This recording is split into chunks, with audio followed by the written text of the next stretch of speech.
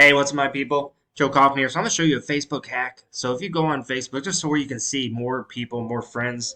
I don't know if you're like me, but I go on here and there's some people I just see their stuff all the time, and some people that I actually would like to see what's going on in their life. That's kind of what Facebook is for. I don't ever see their post. So I'm just going to show you a way to kind of reset your feed here. So you can see like right now, nothing is by chronological order.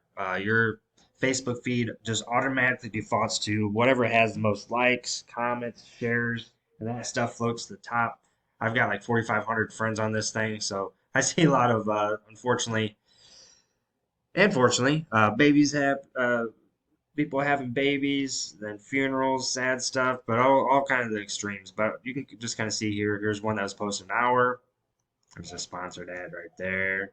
There's one that's posted 18 hours ago. So nothing's in any sort of chronological order. There's 11 minutes. And like I said, we all know those handful of Facebook friends that we just kind of see over and over again. So basically what you do is you're on your Facebook page right here. And you're just going to go to see more. And you're going to go down to feeds. Click feeds. And then you're going to go and just click on friends. Just like this.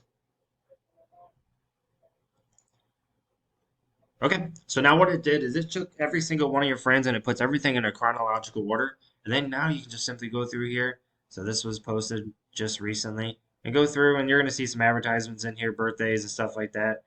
This one was just posted here by the advance. And you can kind of just go through here and just like and comment on stuff that you like. Don't be fake about it. And you'll start seeing more of these people's feeds show up here. Here's one that just happened, 2 minutes ago.